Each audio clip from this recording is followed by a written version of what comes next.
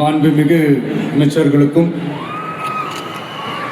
மதிப்பிற்குரிய சிறப்பு விருந்தினர்களுக்கும் அனைவருக்கும் என்னுடைய வணக்கம்.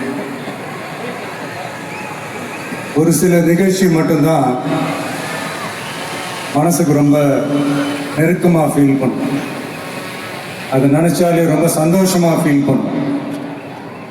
அப்படிப்பட்ட ஒரு நிகழ்ச்சி தான் இன்னைக்கு இந்த சிங்கப்பெண் சிறப்பு படையை தொடங்கி வைக்கிற இந்த நிகழ்வு.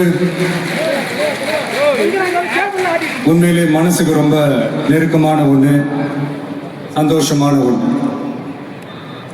நம்ம பாட்டி, அம்மா, அக்கா, தங்கைகள், ஒவ்வொரு வீட்டில் இருக்கிற பெண் குழந்தைகள், இவங்க எல்லாருக்குமான பாதுகாப்பை உறுதி செய்வோம்னு சொன்னோம். ஆனால் அது எலெக்ஷனுக்காக மட்டுமே கிடையாது.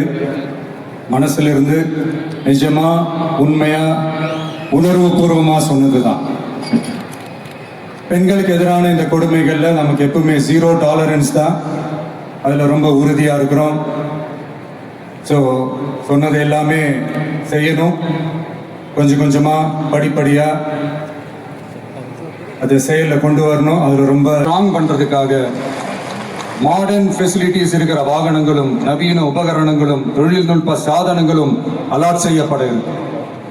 ஆல்ரெடி உமன் சேஃப்டிக்காக செயல்படுற அமைப்புகளுக்கு அடிஷனல் ஸ்ட்ரென்த் அண்ட் சப்போர்ட்டா இந்த சிங்கப்பெண் படை செயல்படுங்கிறத மீண்டும் வலியுறுத்தி சொல்ல விரும்புகிறேன்.